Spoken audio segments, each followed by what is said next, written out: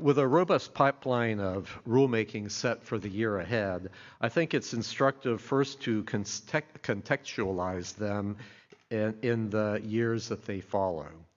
A period in which our regulatory framework too often struggled to keep up with a market that it oversees. As just one example of the gulf between regulation and reality, our rules still default to paper delivery for shareholder communications.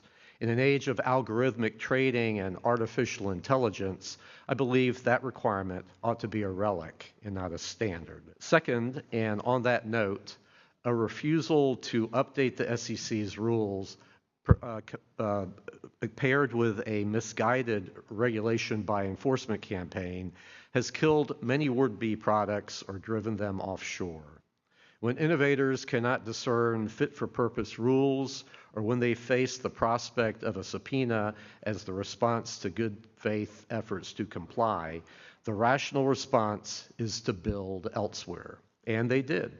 An entire generation of digital asset innovation developed outside the United States, not because American entrepreneurs lacked the ambition or American investors lacked the appetite, but because American regulators lacked the will.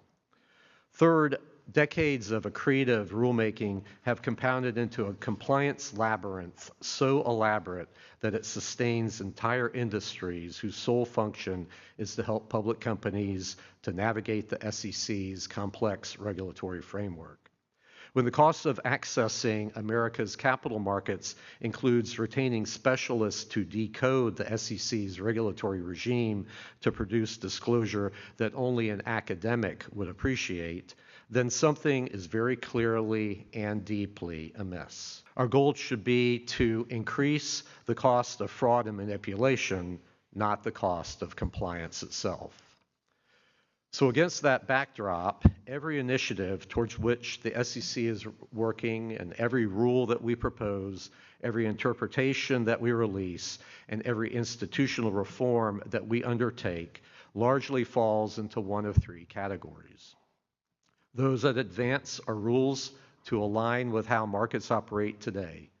Those that clarify our regulatory regime to streamline oversight and unlock innovation. And those that transform our requirements by eliminating both the burdensome and the impractical. So together, these three pillars of advance, or A, clarify, or C, and transform, or T, form one integrated policy agenda that I'm calling our ACT,